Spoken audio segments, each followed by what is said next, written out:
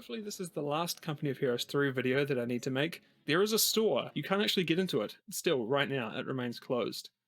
I'm a little worried of what may be hiding behind the door here, but we'll just have to wait and see.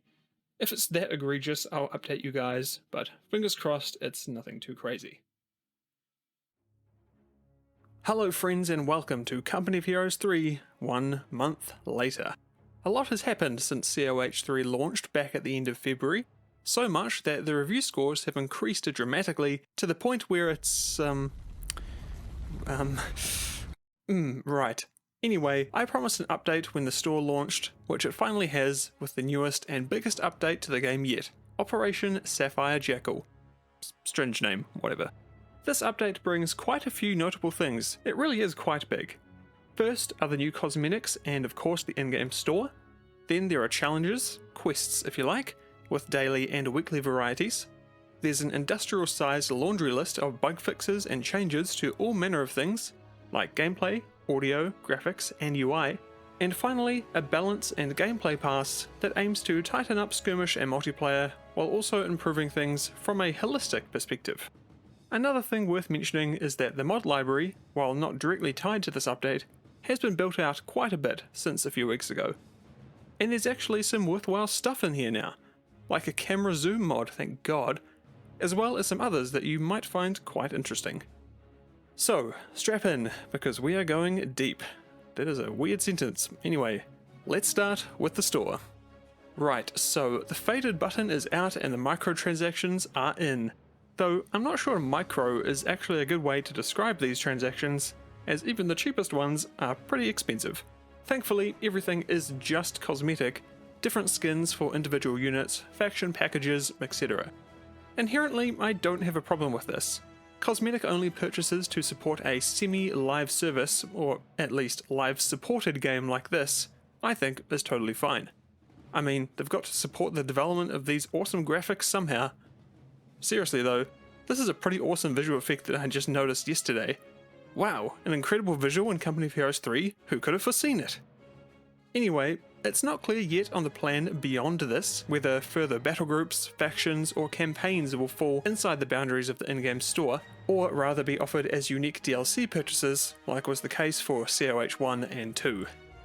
I'm hoping COH 3 follows that path, rather than the alternative, as having these smaller packs be available as cheaper entry points to the game, due to their standalone nature, was always welcome for those trying to get friends to buy in.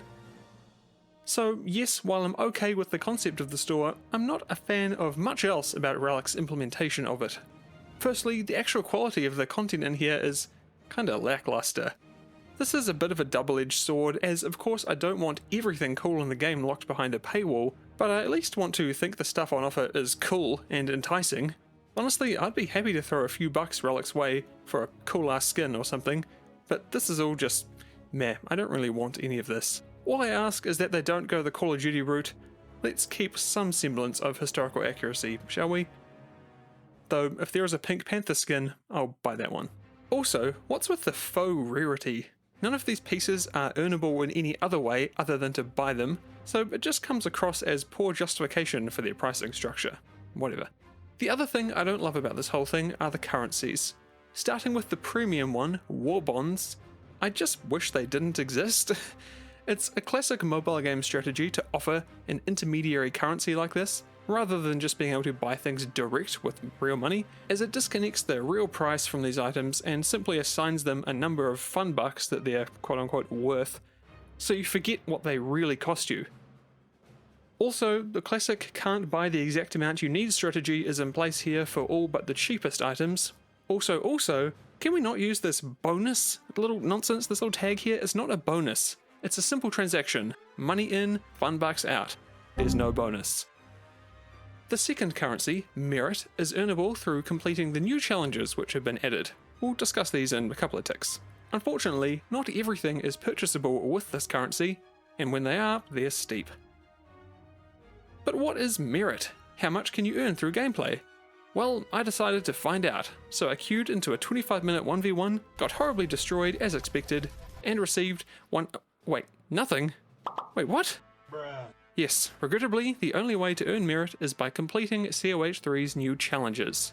which come in daily and weekly varieties. Now, assuming the completion rewards are relatively consistent week to week and day to day, you could look to earn around 1800 merit if you complete all of them across a full 7 days. And that'll buy you Earth Red Scout and almost Woodland Slate Footguards. Yeah! Wow, so cool. This has some serious lightwood laminate vibes. Earth Red Scout, Earth Red Scout, Earth Red Scout. Now look, the challenges themselves are good. They're fun. Nothing crazy or all that complex, mostly things you'll do just by playing the game. Though for some you will need to play quite a few games, and you also might need to play a unique faction or focus on a specific unit type to knock the challenge off, but that's probably a good thing to force people out of their comfort zones.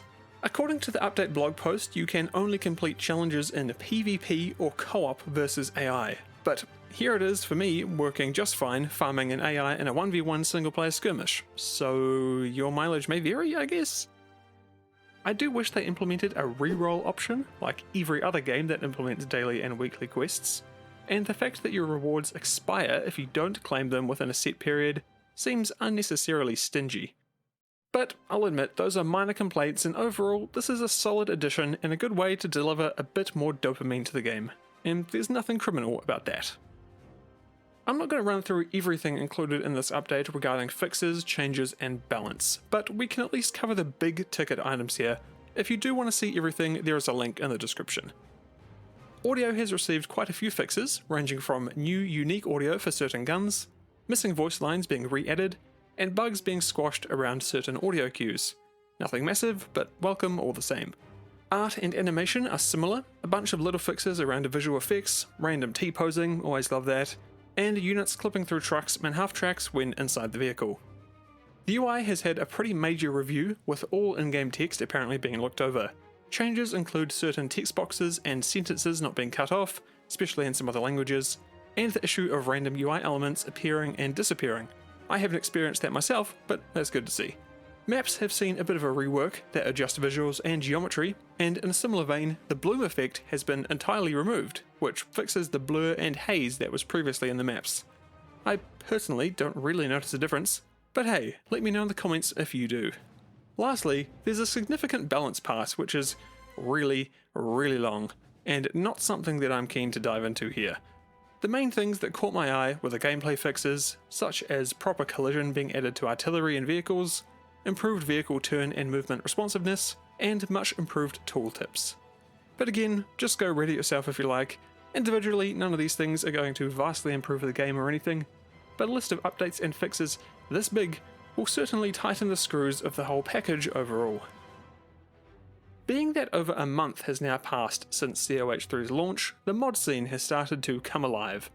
While it's still very much in the cell stage in the Spore evolutionary timeline, what's here is promising, and its future is an exciting one. While there isn't the ability to add brand new units or anything to that degree yet, apparently it's something Relic is looking into, it sounds like they're seeking feedback on the implementation of mod support, so that's good to see. What we do have now though are a few nice quality of life mods, as well as the beginnings of some more serious offerings. First and foremost, camera zoom. Yes, you can now pull the camera out to a much more reasonable level. So much in fact that it kind of feels like you're cheating. Thankfully for you more competitively minded players out there, all mods are currently only available in skirmish and co-op, so no unfair advantages in PvP. Though that also means you can't zoom out further in the campaign yet, and that sucks. Hopefully Relic adds the option to zoom out further in a patch sooner rather than later. I don't really want to have to rely on a mod for this one. Besides that, there's also AI improvement mods, cheat menus, game mode modifiers, all good stuff that offer up a ton more options for skirmish, as well as quite a few new maps, which are always welcome, and I'm sure that's an area that will just get more fleshed out as time goes on. On the more serious side of things, there's a couple that I've got my eye on. SS Angriff All Units mod is one of the most promising right now, with fully unlocked faction trees, gameplay changes, realistic population limits, new upgrades, progression tuning, and more. It also includes an inbuilt camera angle mod in itself, and a few other niceties, making it probably the most comprehensive mod for PvE gameplay in COH3 so far. There's also Spearhead 3 and Company of Heroes 3 Expanded, which are aiming for a similar level of modification over the base game. But like I said earlier, there is a bit of a fly in the ointment right now, especially for these larger overhauls. According to the creators of Spearhead, the available mod tools for Company of Heroes 3 are extremely limited, and only allow the modding of existing game elements, and not the creation of any new ones, which removes the possibility of completely new units and abilities. Apparently Relic is listening, however, and they've stated that they're open to feedback and improvement of their tools. So fingers crossed that this opens up soon. It'll likely be one of the key factors in deciding if COH 3 has a lifespan anything like its predecessor. There is one more issue with mods right now too. Basically, because of how they're loaded in-game, either through the tuning packs menu or game mode setting, you can only load a maximum of 2 mods at a time, one in each option. And there's no guarantee they'll work with each other either. This means you, say, can't run the camera mod as well as SS Angriff, for example. Thankfully, the latter includes a modded camera out of the box, but that might not be the case for every mod you want to run. I hope some sort of mod management solution is in the pipeline to allow this kind of crossover. But that is well beyond my pay grade, we will just have to see what happens. And that is Company of Heroes 3, 1 month later. Overall, I think the game is in an interesting place right now. I don't love how Relic's implemented the store and microtransactions, but inherently I don't have a problem with it. I just hope it can in fact support the game's ongoing development without becoming a hindrance to those who choose not to spend, or without causing the air of historical accuracy to be thrown out the window. I'm also hopeful this method of monetization doesn't dissuade Relic from more traditional DLC offerings. New campaigns, factions, and theatres of war will be crucial to keeping interest in Company of Heroes 3 alive in the coming months and years. They have an opportunity to make this game the definitive Company of Heroes experience, including everything the previous games have had and more. Don't let it go to waste. With the size of this update and the ones which have come previously, Relic, at least now, have shown that they're invested in Company of Heroes 3 for the long term, and I hope it stays that way. While the Steam reviews are still not amazing, and public sentiment does seem to be not great, with continued support, updates, and content, I do believe that the game can flourish, and I still think it's pretty darn good. Though myself and many others are still waiting for them to add a few features that most people would consider to be non-negotiable, such as leaderboards, a chat lobby system, post-game replays, and the ability to inspect a map after you complete it. And if those aren't front and center in the next update or two, people are going to start to get annoyed. More annoyed than they are right now, I mean. A big contributor to that success will be its mod support, and the community that will spring up around it if the tools and support systems are in place to do so. Where we're at now is a good start, but Relic needs to ensure that creators have what they need and aren't hamstrung by restrictive tools and locked off systems. And they need to get onto this soon before people simply forget about it and move on or back to a game that allows them to do what they do best. Are you still playing Company of Heroes 3? What do you think of the game now that we're 1 month in?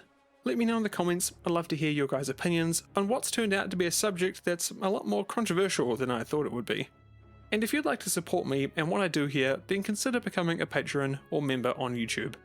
You can do so for just $1 a month, which comes with access to our members only Discord, and you'll join legends like Aero, Chrissy218, George, Jack, Nutty Jawa, Overlord Jebus, T-Edits, Crispy Robo Chicken, XV204, Benjamin, David, Cynical Cheddar, Sebastian, Takayo, David, Wintendo, Bad Ghosts, Sean, Grey Spirit 4, Peter, Johnny Woof, Strateger, and Eric. Those 3 who support me at my Paladin tier, thank you very much extra, you know I appreciate it.